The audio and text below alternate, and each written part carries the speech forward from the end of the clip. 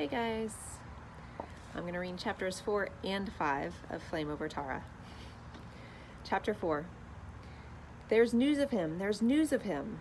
Bennett flung open the door of his sister's green inn, and the skin curtains shook and clattered on their poles in the urgency of his coming. Maja looked up, and her hands fell still above the silks of her embroidery. There was no need to ask the boy of whom he spoke, with the news bright in his face and the very curls of his hair alive with excitement. The girl sighed. Patrick and his company had sailed away 2 days after they had come, and though she knew it to be foolish, she had hoped that would be the end of them. She had hoped to push Patrick and his God out of her mind and forget them, slipping back into the happy groove where her life had always rested. The days had slipped past, and spring had warmed into early summer, and she had begun to think that this had come about, for now they had been gone 15 days, and there was no news of them. A few days more, and her father would be coming for her from the hill of Tara, and then her life would go on exactly as he had planned, and she need decide nothing for herself.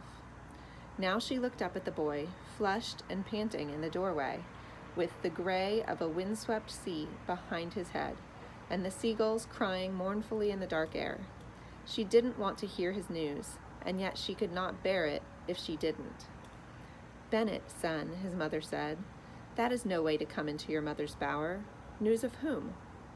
Bennett looked at her with as near impatience as his mild face could ever muster. "Oh, my mother! The Roman, Patrick!"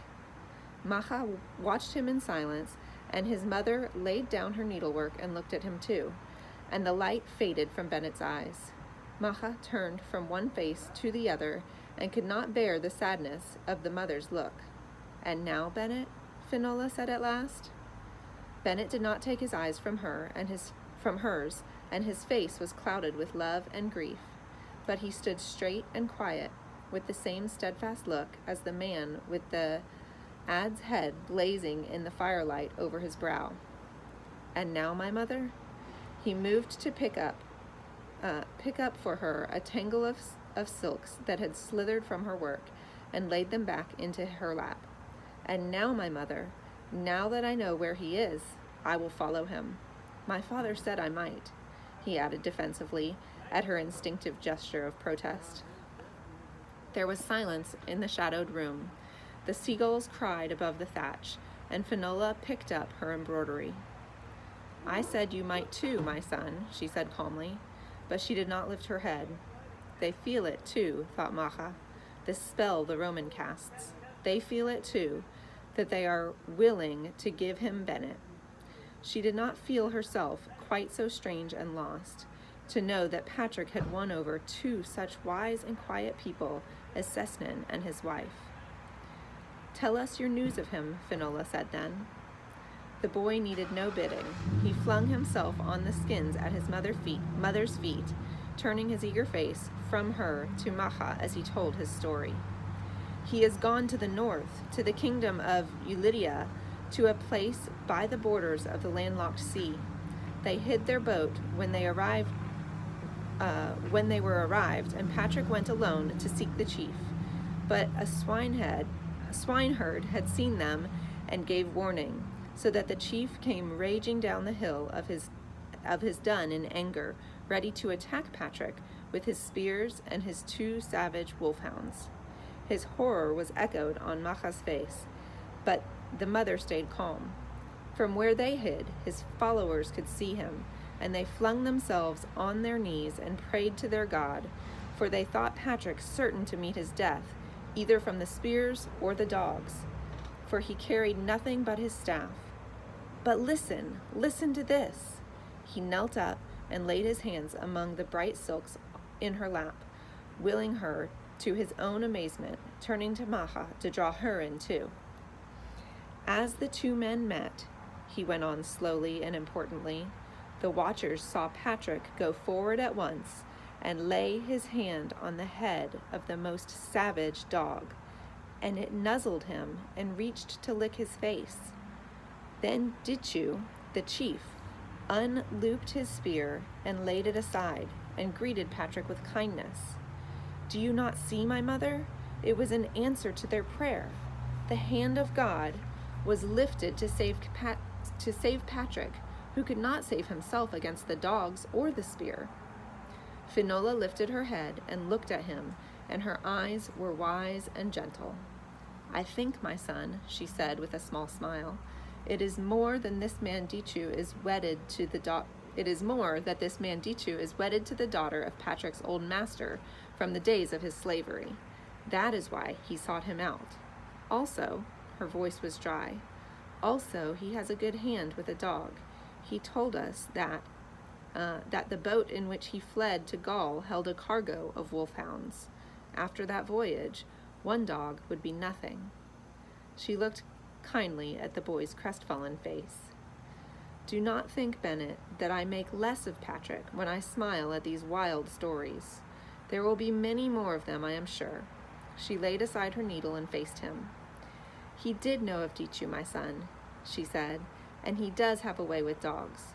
But more than either of these things, that peaceful meeting would have come about because Dichu would have looked at Patrick and seen, as we did, a steadfast, decent man. And Dichu is a brave and honest man himself, so they would have liked each other on sight. There is no need, my Bennett, to seek the wild and strange when trying to tell of what the Roman does. He does not need the magic of the Druids. Your father and I are sure that he will capture Aaron for his god, but he will do it as he has captured us, with simple goodness, you will see. It has been long foretold that such a man would come to Aaron, and that Aaron would be his. We see him here, my son, and we see him honest and simple, and that is why we let you go to him."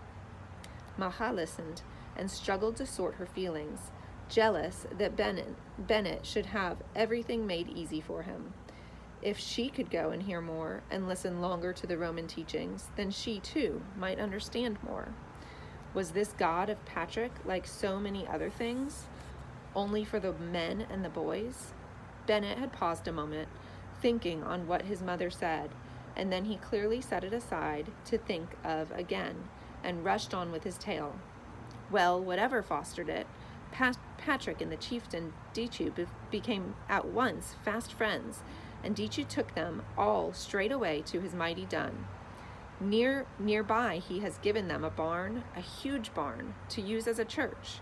That is what they call the place where they say the Mass, which is the worship of their God. All this a man told me who has come from him. The first church of God, my mother, in the land of Aaron."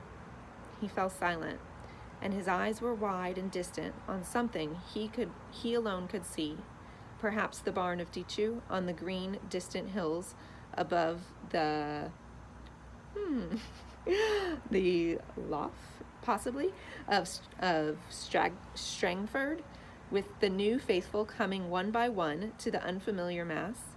His mother watched him a long moment and then stood up swiftly and left the room, and he did not see her go.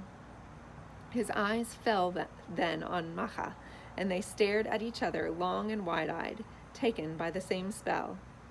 Through all the long gray day she was silent and thoughtful, watching all the preparations through the dun for the journey of the chieftain's son, and the company that would go with him. It was large, for many of Sechnan's people had, like Maja, been stirred and shaken by the preaching of the Roman, and could not settle again to their fishing and their fields until they had found him again, and heard more of the things he taught.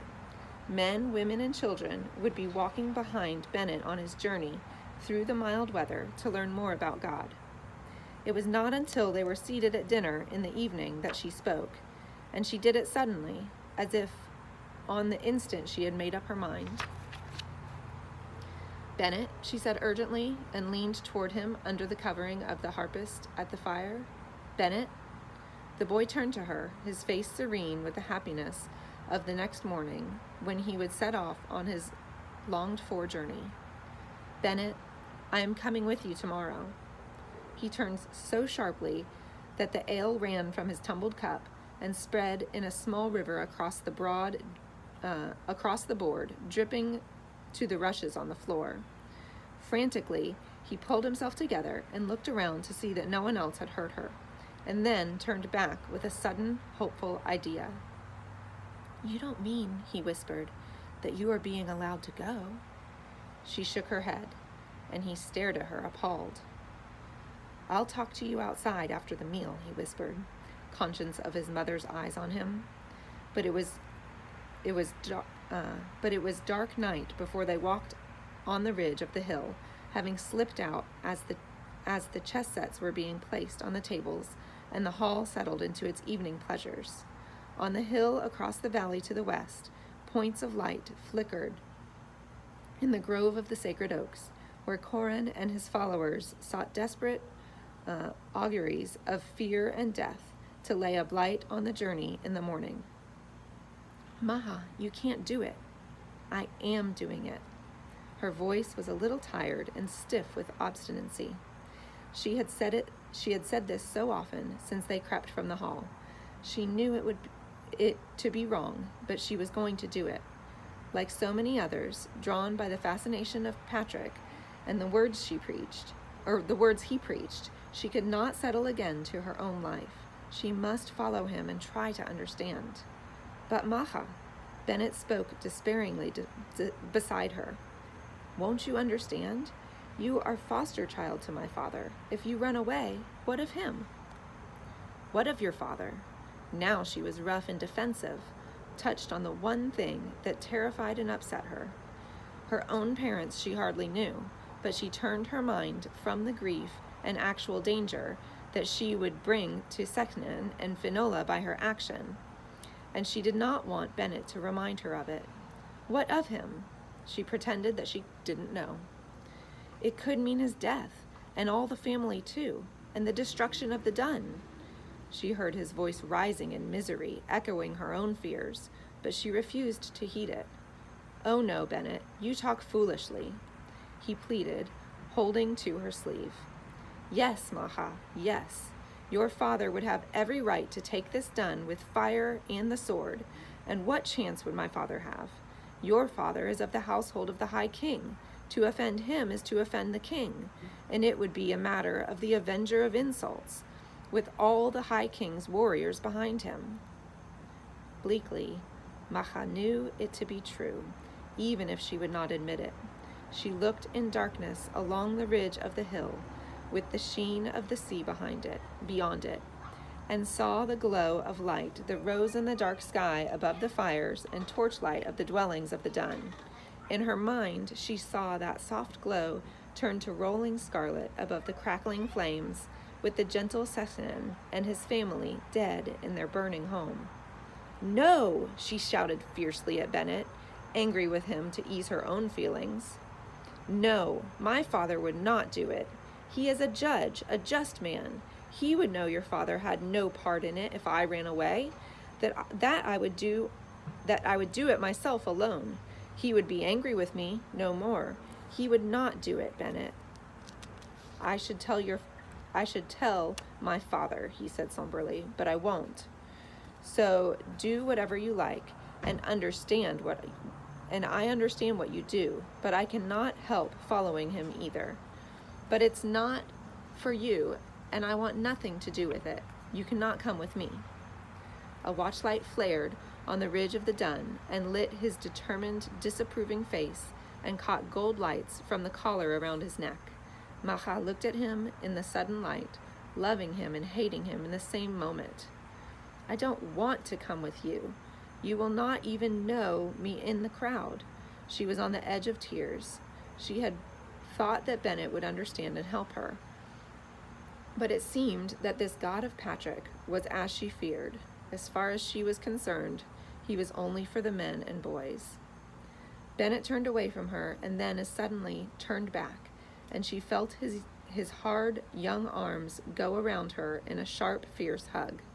"Maja, sweet sister, forgive me for being so angry." He let her go, and she heard him sigh. "I would do anything for you, but there is my father, and I know what this will cost him. But don't tell me any more about it. and I won't know of it. Then you can do as you want." She wept then, and turned from him to run away into the darkness, torn with misery over the trouble she must cause, but utterly unshaken in her determination to follow the man of God. And it is not, she told herself fiercely as she ran, for she had heard this said of some of the women, simply that he has a handsome face and a voice of gold. It is his God I want to know. The clothes were easy. Many of the household chests were kept in the greenan, and here all the bright garments of Sesnan's boyhood had been stored, waiting for his son.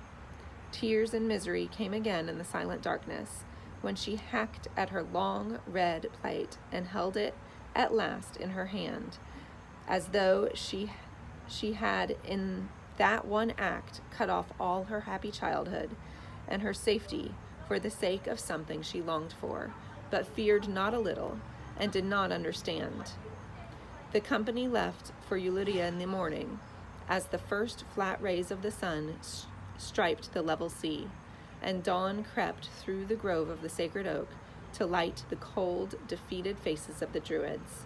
No one, least of all Bennett, took particular note of the young lad who had walked alone, with the hood of his gray frieze cloak gathered around his neck to hide the ragged edges of his hair. I'm going to stop and I'll do another video for the next chapter.